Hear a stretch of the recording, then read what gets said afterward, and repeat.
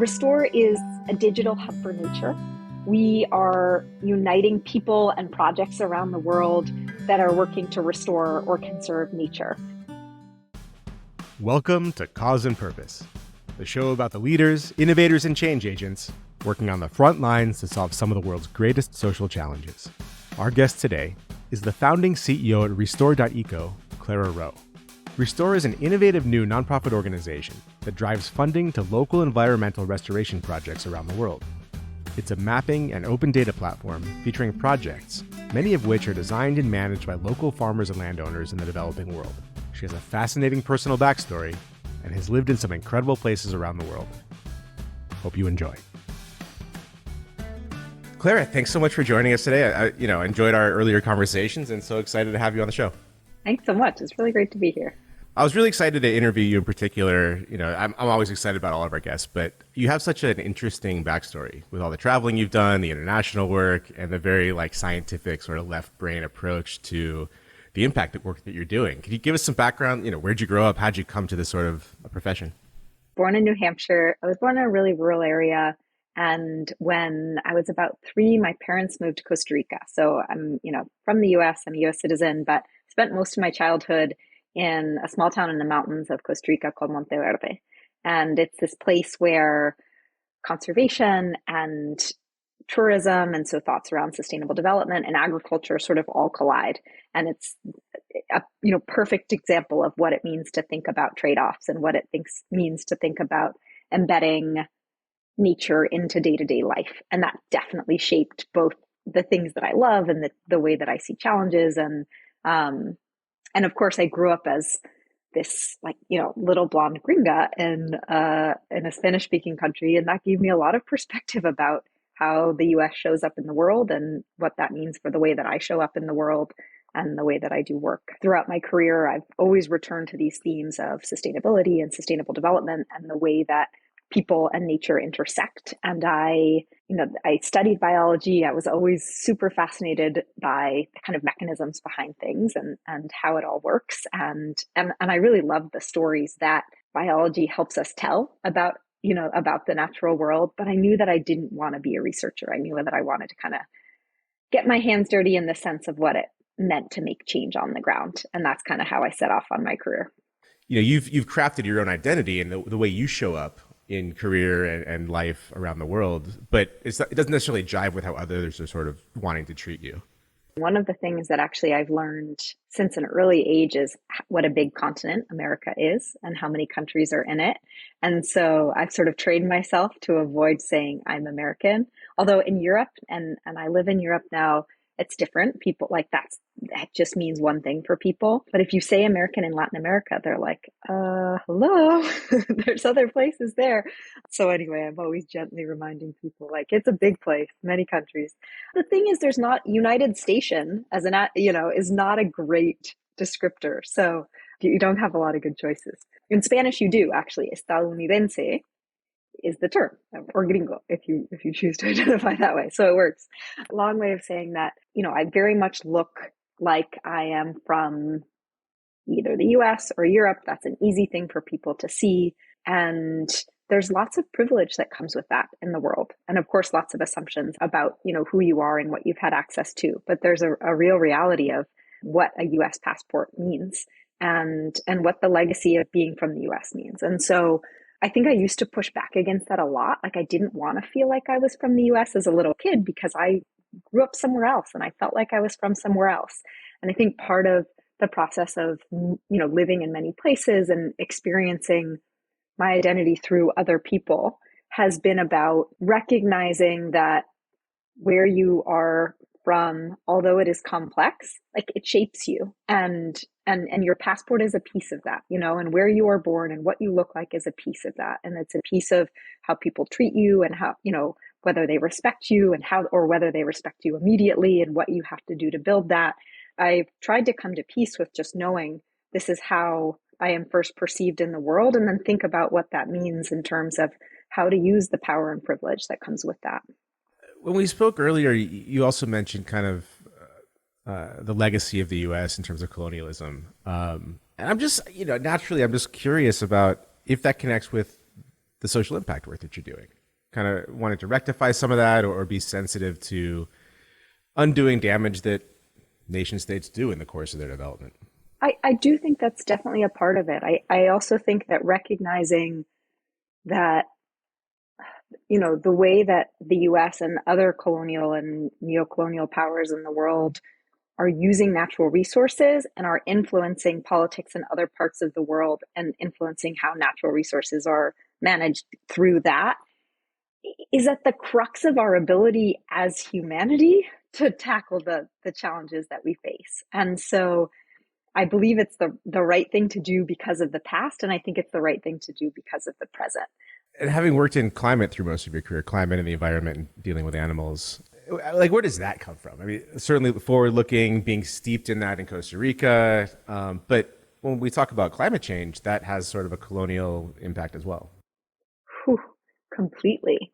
I mean, I'm reading. I just started reading Ministry for the Future, which I should have read, as soon as it came out. But anyway, it's a futuristic but not so futuristic novel about climate change. Kim Stanley Robinson, and it imagines basically the Ministry for the Future is this imagined body within the UNFCCC, the United Nations Framework Convention on Climate Change, that is tasked with respecting the rights of future generations and other beings that don't have a legal ability to advocate for themselves. So it's imagining that this sort of task force has been created, and then what it does and how it works within and outside of politics to make change.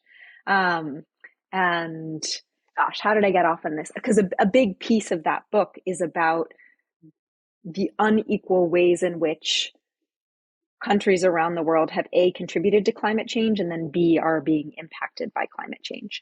We know the vast majority of emissions historically have come from the US and Europe. China is catching up, but we think about the legacy, and it's very, very clear. And a lot of the ways that those emissions have been a part of development, economic development, and lifting people out of poverty. And so on the one hand, we've had the ability to benefit from all of the things that we did that involved carbon as a very efficient energy source. And now we're in the position where we have to ask places in the world that haven't gone through that process yet to develop in a different way, to build a path forward that no one else has built, which means prosperity without carbon connected to energy. We just haven't done that yet. And so that's a big ask. And partly because of where in the world these places are and the simple reality of physics, and also because of vulnerability that comes from a lack of infrastructure, there are places that are going to get hit hardest. So there's kind of these double imbalances that we face together as we try to figure out what does it mean to lower emissions and ways that actually work because they're building sustainable futures for individual countries. Well, as you have come to think about this stuff, does it seem like a challenge of philanthropy to you, or is it more so making investments in green technologies that have a financial reward at the end of it? It's a challenge in everything. It is definitely not something that philanthropy can solve. It's something that philanthropy can play a small but powerful role in, especially to help, very early stage initiatives get off the ground. But no, it's something that needs to be completely transformational to the way that we, value nature, the way that we value everything. Because we've gotten it wrong. Clearly, we've gotten it wrong. All you need to know is we're in a position where things are going in the wrong direction. And so we know that we just haven't managed to value it right. There's some ape that took a photo of himself accidentally in like some scientist camera. They're like, does this ape have like image rights to this thing? Where it's like, it doesn't have agency, even, sentient animals. It's interesting, not on the sentience, but sort of on the intrinsic value. So it's all connected of nature. I was on a panel at South by Southwest a few months ago, and we were talking about the future of forests. We were kind of imagining a future where we had unlocked reforestation potential across the globe, and what would it look like in 2050 with kind of a new thriving economy of forests. And we as panelists were so focused on the benefits to people, right? And I think we're so trained now that that's the way that we'll convince people, and that we will, and we'll convince systems and governments to shift the way that we value nature is through understanding what that does for us. And someone asked at the very end, someone from the Netherlands, and they talked about the way that as a country they're shifting the way that they think about natural beauty and having, parking lots that are converted into, native grasslands. And he just said, does that come into any of this? That intrinsic value and the aesthetic value. And I just thought like, oh my God, that drives so many people, that piece of it. And people do drive systems, and no, it's not the only thing, but I think we leave that part out often, what it means to think about non-human beings, what it means to think about, trees and forests and rivers and tigers for the sake of them, because we feel like it's not the thing that will win the argument. And it's kind of it's an impoverished view of the very, very multifaceted relationship that humans have to the natural world and that the natural world has to itself. Yeah, well, it gets into sort of the zero sum fallacies and like the extractive nature of how we deal with this stuff. How you're talking about it reminds me of the role of essentially pure science in the world, to where like you invest in pure science without any definitive outcome that you're hoping for, but then amazing things happen, incredible innovations and inventions, and all kinds of stuff comes out of just trying to learn stuff. So by giving sort of nature its own agency, like who knows what comes out of that? It's now become very, very clear in the literature. Of course, we need to wait for scientific literature to tell us something that some people knew for a very long time, that indigenous communities protect the most amount of forest around the globe. And so, and they're not doing it because they've priced out every tree and decided that this is the most valuable thing that they can do with land. They do it because of a suite of long cultural values and a relationship that many of us have lost. And so, there's just so many examples of the non-monetary relationship to nature and how that drives real change that has real impact. Tell me about the Earthworm Foundation. I have to know what this is all about. There's lots in there. That was one of my favorite jobs. Earthworm Foundation used to be called the Forest Trust. And I have to say, I'm quite partial to the Forest Trust as a name, but I understand some of the shifts. And the Earthworm Foundation is focused on supporting companies who are going through the journey of changing their impact, ultimately on land and people. So through the products that they purchase, changing the negative impact into a positive one. And most often that's focused on agricultural commodities, and it's focused on protecting forests, and it's focused on protecting human rights. And so right after grad school, I started working in their Seattle office, and the supply chains of a lot of the big consumer goods companies that we were working with ended up in Latin America, and we didn't have a lot of Latin America work there yet. And so I started spending more and more time in Mexico and in Guatemala, and ended up moving down to Mexico to open an office there for them and growing a team and really digging into palm oil supply chains and a suite of environmental and social issues in palm oil supply chains. The work is all about what does it mean to take, big lofty commitments made by companies, often driven because Greenpeace has campaigned for a few years, really made them feel the pain. And then they've said, okay, you're right. We need to make a change. And then they would come to Earthworm Foundation and say, well, how do we do that? What does it mean to actually, okay, we committed to no deforestation, but how do we do that?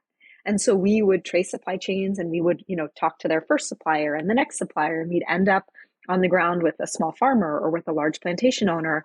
And we'd try to figure out what were the practices that were happening? What was happening from a labor perspective? What was happening from a community perspective? What was happening from an environmental perspective?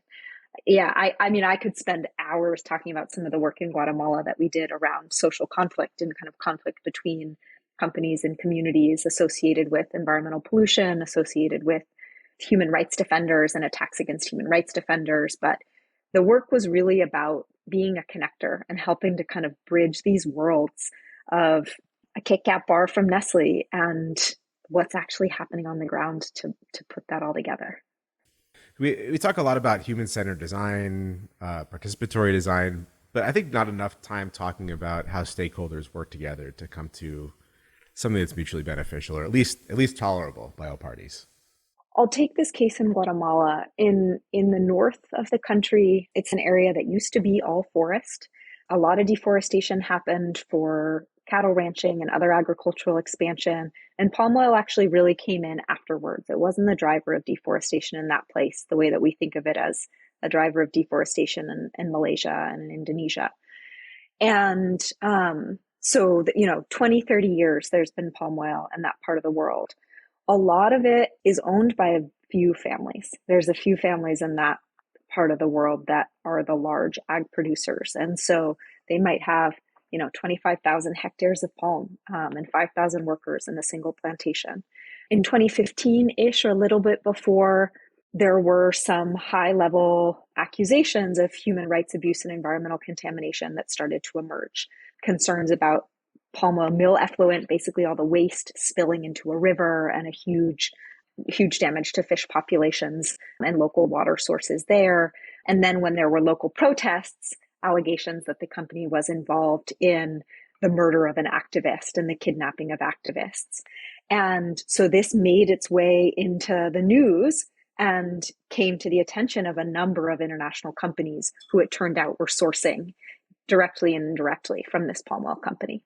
My first 6 months on the job with Earthworm Foundation was going down to Guatemala. We hired a professional mediator who got sick, by the way, during my very first trip. So I ran the whole scoping exercise alone. It's one of the hardest things I've ever done. We went up and, we sat with people whose families had been impacted. We sat with people from the company. We sat with the local mayor and just listened to their stories and tried to understand their perspective. And that was the beginning of it. We talked to as many people as we could. Some people didn't want to talk to us because they thought that we were there to represent the company interests.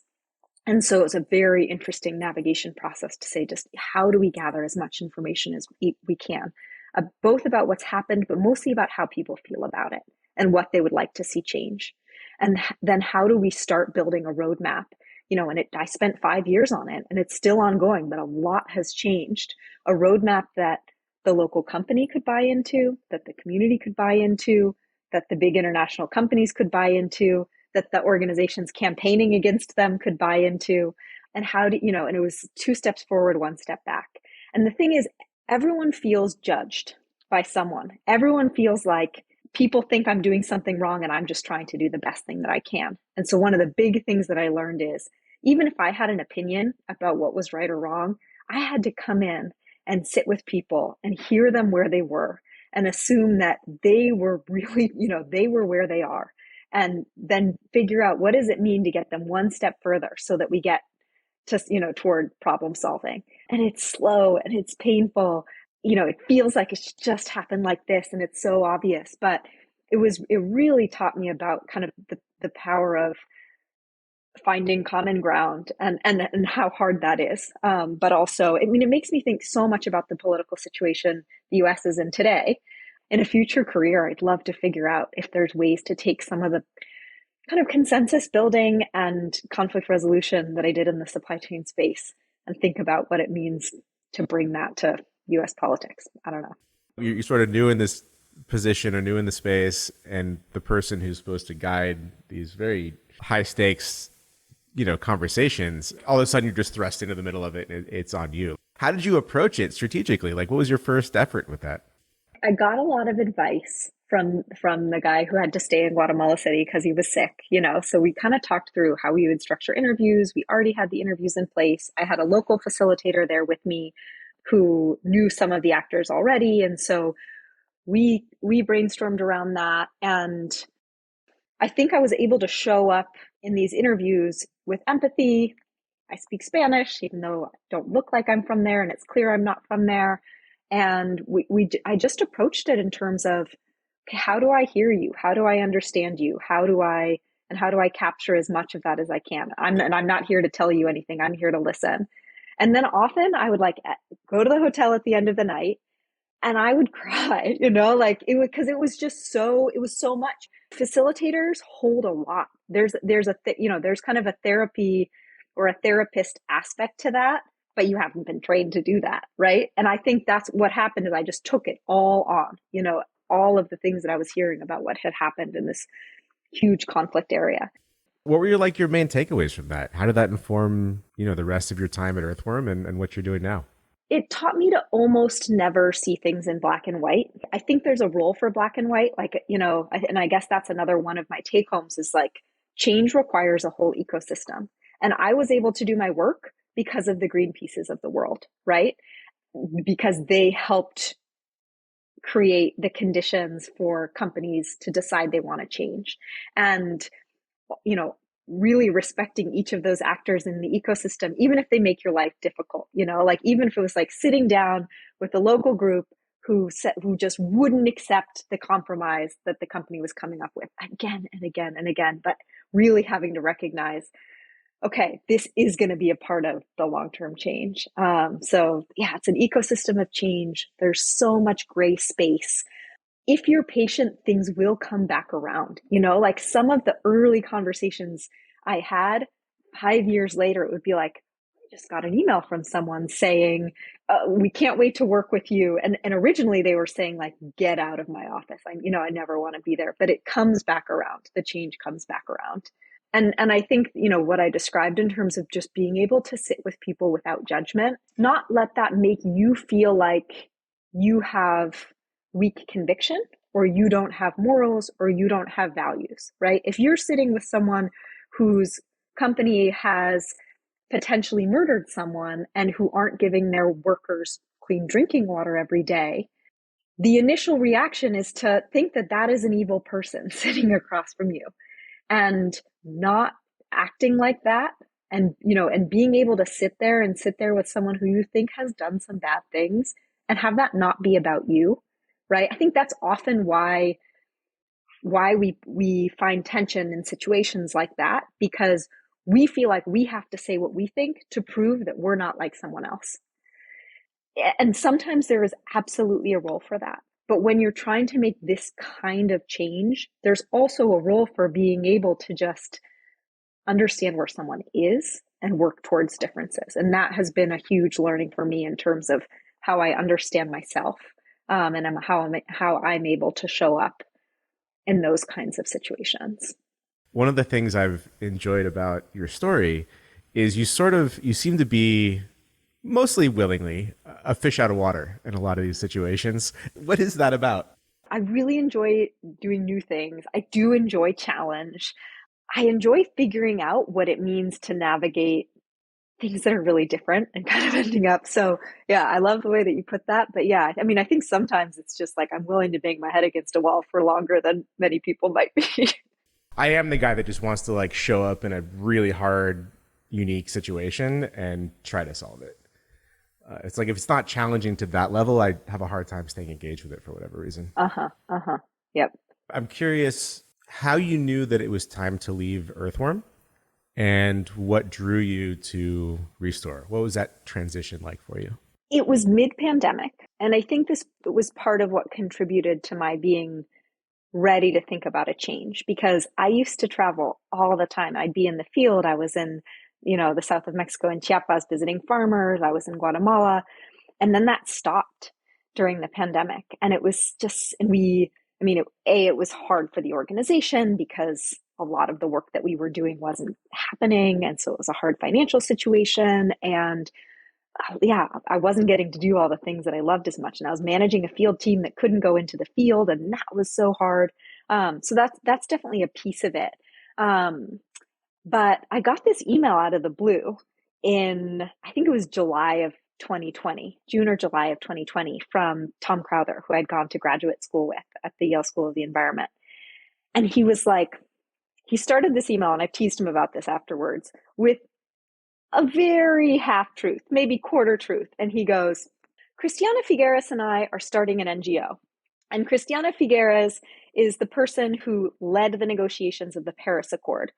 And so, she's Costa Rican. She's a total badass. So that immediately caught my attention. And he goes on to say, like, we have this idea for Restore, and lays out some of the big picture vision of it. And he's like, I can't think of anyone better to lead it. Like, would you be willing to do it? And so I'm like, oh, I really like my job, but I know Tom, and I know when Tom gets excited about things, there's usually a good reason for it. And Christiana Figueres, okay. And so I called him up and I had a call. I was also seeing in my work, so the other piece of it is that I was doing lots of work with companies originally on protecting forests and protecting human rights. But as more and more companies started having carbon neutrality commitments, for ag companies, that means insetting. That means figuring out ways to actually bring, more trees and other ways of sequestering carbon into agricultural landscapes, into their supply chains. So more and more, we were actually seeing companies asking for reforestation and seeing companies asking for agroforestry and thinking about landscapes and the ways that nature would help capture carbon and that would contribute. And so I was starting to get involved in reforestation because of that shift that was happening in the industry. So when Tom reached out about an idea that was focused on restoration and reforestation, those things sort of clicked for me in terms of what I was seeing in the space and what was needed to be able to start scaling the way that reforestation was happening and this idea that Tom had. So that's how the ball started rolling. What was the half truth? So the half truth was Figueres has definitely been an enthusiast, a part-time advisor of the work, but she has no legal role in the organization. She, and so it's very much like he said the thing that he knew he needed to say to get me to give him a call. And I have since gotten to meet Christiana Figueres on a few different occasions. She's shared work about Restore. That's been an incredible piece of it. And I told her when I first met her, I said, Christiana, you don't know this, but you're the reason I'm working for this organization that you didn't start. So give us the pitch. What is Restore? What's it all about? And I don't think we've actually said your role there. Yeah, so I'm the founding CEO. I came on board just as we were spinning off from Tom's lab. So Tom Crowther, who reached out in, the summer of 2020, he's a professor of ecosystem ecology. He studies the way that ecosystems function globally. And he's published many high impact papers and has this knack for framing science in a way that makes it into the public discourse. This is a long way to answer your question, but I will get there. In 2015 was his kind of big first breakthrough paper, actually when we were at Yale, which was counting all the trees on Earth, estimating the number of trees on Earth. And this made the cover of Nature, which is, big high impact science journal. And he came up with this big number, 3 trillion. There are 3 trillion trees on Earth. Scientists originally were like, well, that's not that interesting. We know how many hectares there are because we can see that from space. Like, who cares about how many trees? But it really captured the public imagination because we can understand numbers to some extent. And then you can start making comparisons and being like, there are more trees on Earth than there are stars in the galaxy. Like, that's a beautiful thing to start to visualize. And so that made headlines. And I think that really taught Tom, and he had this intuition that the way that we talk about science impacts what happens next, and does it make it into the broader world. But he published this paper in 2019, kind of a follow-up to that estimate of how many trees there are, that was estimating how many more trees there could be if we restored forests in areas where there's degradation, but where there's not agriculture, where we're not competing directly with human needs today. And he came up with this number, 1 trillion. So we could have an additional trillion trees, and those trees would sequester about 30% of the carbon that we've put into the atmosphere since the Industrial Revolution, which I was just doing these numbers to try to root this a bit more. That amount of carbon is about the impact. If we took all the planes on Earth today that fly in any given year and we grounded them for 200 years, that's how much carbon we're talking about. So it's a huge number. And it really helped catalyze the global debate around and conversation around the power of restoration and reforestation for climate. And it also led to a whole bunch of debates around what it means to do it well, what it means not to distract from larger decarbonization efforts, how do we ensure ecological quality, but also involvement of local communities, et cetera, et cetera, et cetera. But it basically resulted in all of these government and company pledges saying we want to restore 1 trillion trees, let's make this happen. But it turns out that turning those big commitments into bottom up action is easier said than done. And that's basically where Restore comes in. So Restore is a digital hub for nature. We are uniting people and projects around the world that are working to restore or conserve nature. And I'll actually just talk you through like a user journey, because without seeing it, it's hard, I think, to visualize it. You said one of my favorite phrases, which is user journey. I would love for you just to explain what that is and how you go about doing it. And then we'll dive into what it means on the site. Yeah. So the user journey is, how do they find you? And then what do they do as they work their way through your product? And really understanding that path, that literal journey. And it can be different for different kinds of users. And we have what the journey that I'll tell you is very much the perfect journey, right? And it's never and that's not true for every single user. There are other things that end up happening. There are other needs they have or other things that they find first. So we still have a lot of work to do on that, right? But I can tell you that, what that kind of perfect journey looks like.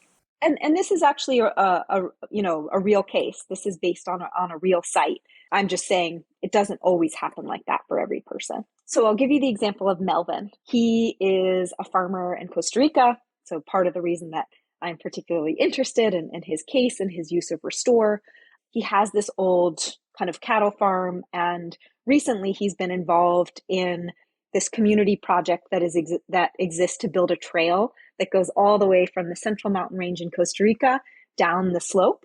And it's a very deforested slope. There's been a lot of cattle ranching in the past.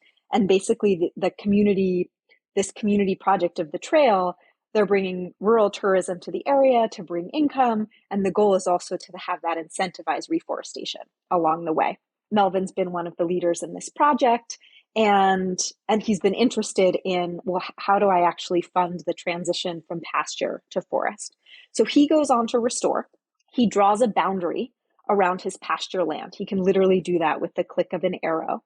And then Restore gives him scientific data that's associated with that particular boundary. That includes things like native trees and shrubs. It includes estimates of current biodiversity. It includes estimates of carbon sequestration potential over time. It includes information around water cycling. So a range of different data sets. Melvin can then register. He's drawn that boundary, and now he can register his site. He can add photos so people have a sense of what's there. He can give a description of the work that he's doing. He can list a suite of goals that he's working toward, and he can register the kind of support he needs. In this case, financial support, but he could list monitoring support or technical support or collaboration. And so he's now left his site on Restore, and it has a public face. Then Melvin can explore other sites that have also been published in the region. And so, he can go to, a neighbor that's 10 kilometers down the road and discover that Josefina has actually been doing reforestation on her land.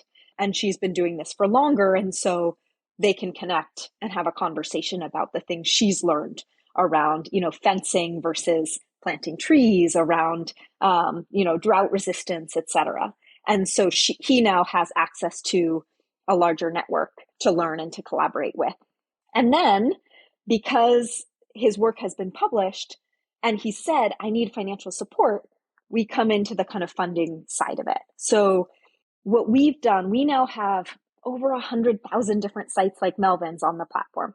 That means that it's really hard to find that one site that you want to look for. And so we've built a search algorithm that allows funders to look for projects by criteria of interest.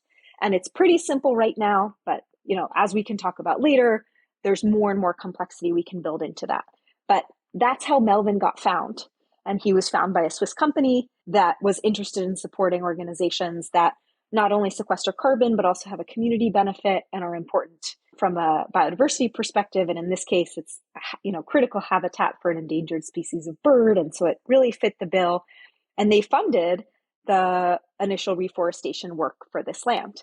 And so there's actually and what Melvin determined with support of other groups in the region who have done this in the past is that actually his best option, because there's nearby forest patches, he doesn't actually need to plant trees on most of the land. What he needs to do is put up a fence so that cows can't get in and graze down the seedlings that are coming up.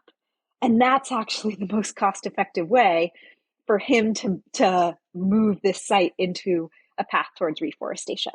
So that's the journey for Melvin, and I wove in there the journey of a funder as well, which we can pick apart. But then, what we're doing at Restore is, multiplying that times 10, times 100, times 1,000, so that we can have millions of Melvins eventually around the world who are getting supported to do their work.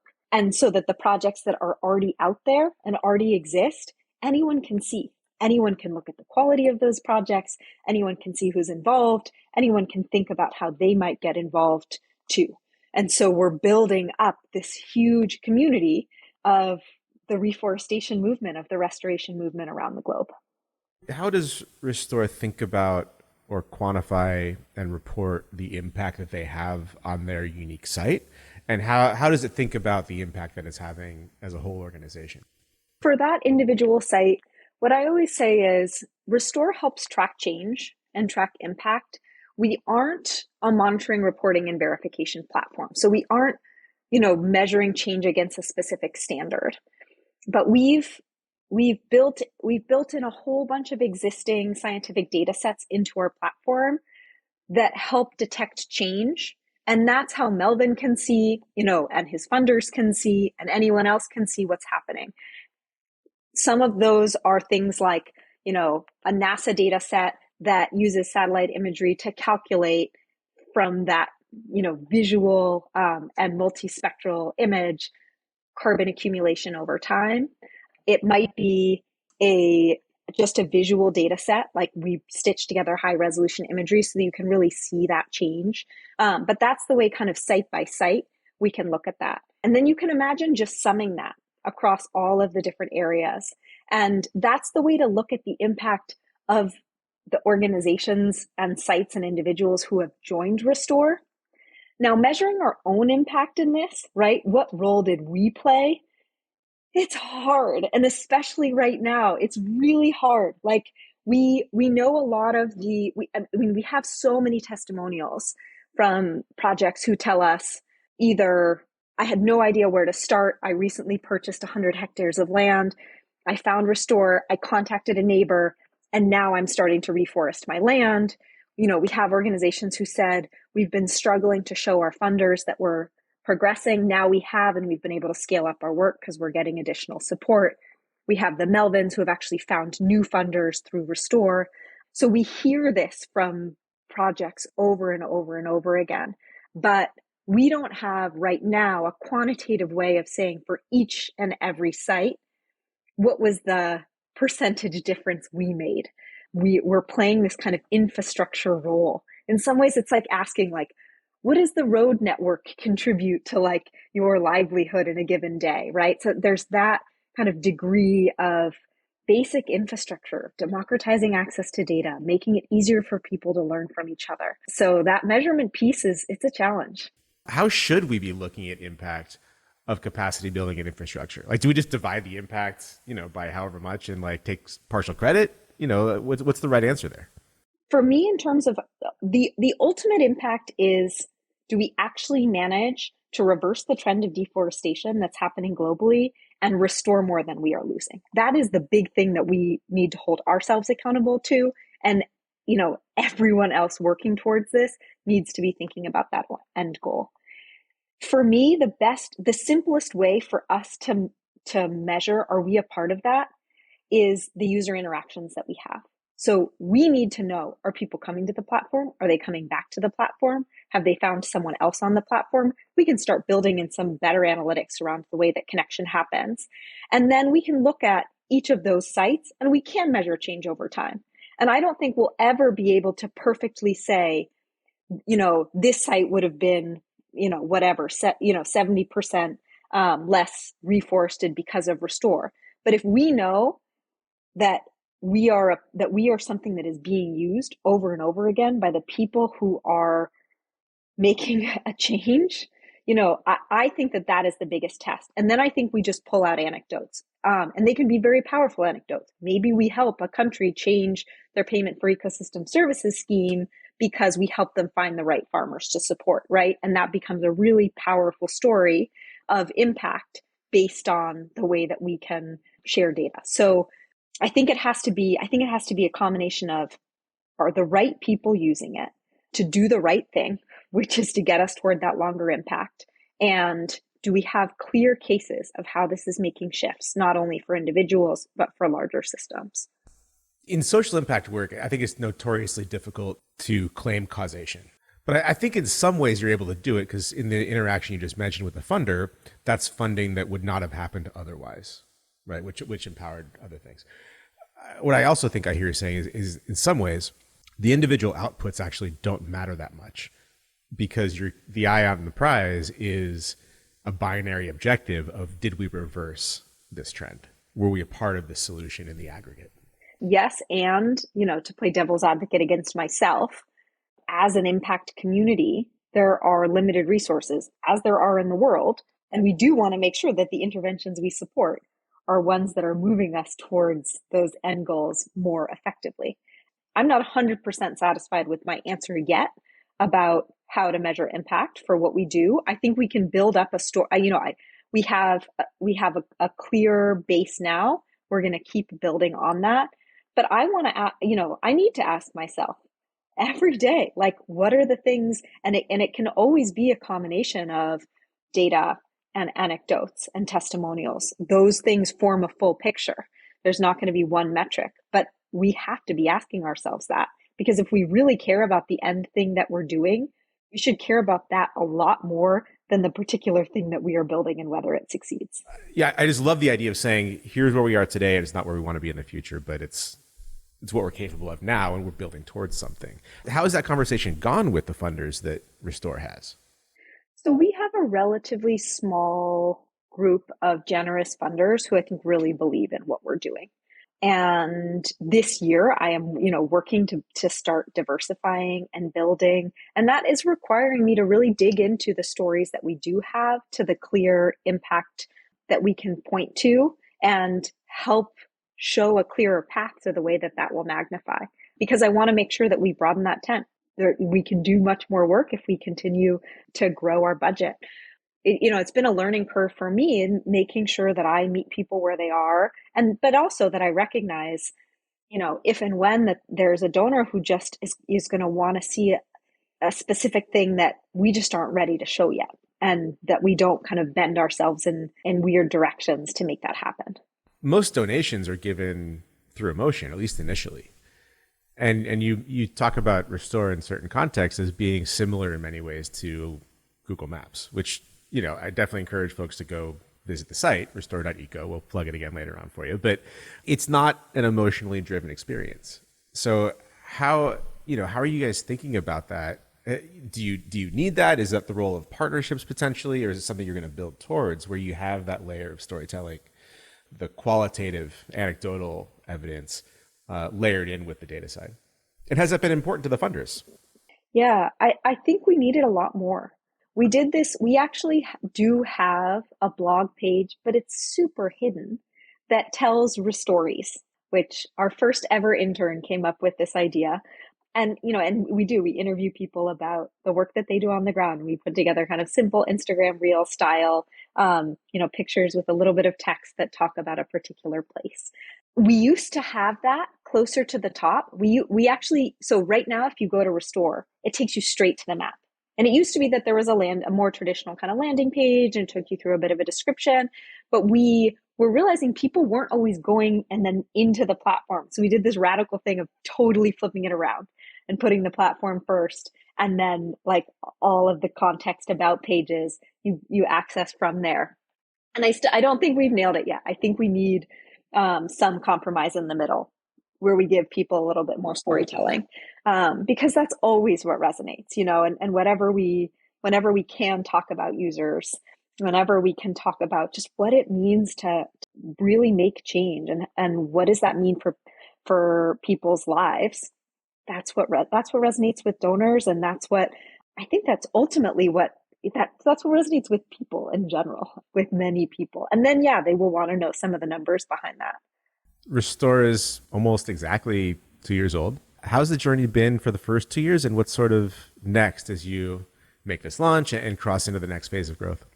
Gosh, it has been, as with any startup, such a ride. Things change so fast. We're a team of 25 today. About 10 of those people are product developers, so design and engineers and product folks. And about 10 of them are all over the world doing outreach to projects, helping them get on board, kind of an ambassador style approach. And then there's a few extra of us doing, other bits and pieces, but we're really focused on what we build and who we reach. The who we reach team has always been there, but the what we build team is only about a year old. So we actually launched a beta version of our product that was built completely externally. Google helped build the early MVP, and then we outsourced it. We put it out into the world. That was our first year. That was 2021. And we launched it at a TED event. It was incredibly exciting. We got a bunch of projects on board ahead of time. And then we were like, shit, we can't change it. We don't actually own this code base. We don't know and understand. We don't have developers on our team. If we want to build this and be nimble, we have to build ourselves as a product company. As we've talked about regarding my trajectory, I think it should be clear, I am not a tech person. I am not a product person. I am a sustainability person. And so figuring out what it meant to hire a head of product and what it meant to hire a head of development, and then how to build that team, and then how that team should interact with our, user team or outreach team. That was a lot of our journey in 2022. We rebuilt the entire platform so that it would be much more scalable, much more flexible, code base fully under our control and known. 2023 is about taking the examples, the Melvins of connectivity that we've seen, and proving to ourselves that we can replicate those and scale those, that we can use our technology to make sure that more and more of those connections are happening. So search is a part of that. How do we make it easier to elevate those kinds of sites? Figuring out, we still have a lot of work to do to figure out, what does community mean for Restore? Anytime that we know people are finding each other on the platform, but we don't yet know what the kind of connectivity roadmap will look like. Should it be chat? Should it be a forum and a messaging forum? Should it be a whole bunch of webinar groups that are focused around specific topics so that we can, really help facilitate that exchange? Those are big questions that are still on, that we just need to trial and figure out, what does it mean to successfully replicate and enhance those examples of kind of learning and exchange that happen between users on the platform. So that's a big thing on our mind for 2023. We're also moving, beyond restoration sites themselves. We're onboarding all the other nodes, and what I've come to think of ultimately is a supply chain in the restoration space. So seed banks and nurseries and botanical gardens and drone imagery providers and the other MRV that fits into the bigger space, so that we're continuing to grow what this hub looks like. We need more funder eyes on the platform to make sure that we are driving, money to these projects. So that's a big piece of it. Those are the kinds of things that we're focused on moving forward. And really, because our big theory of change is, by bringing people together, we can move faster. By elevating small projects, we are bringing, more equity to this space, and we can ensure that we're embedding restoration in local communities around the world.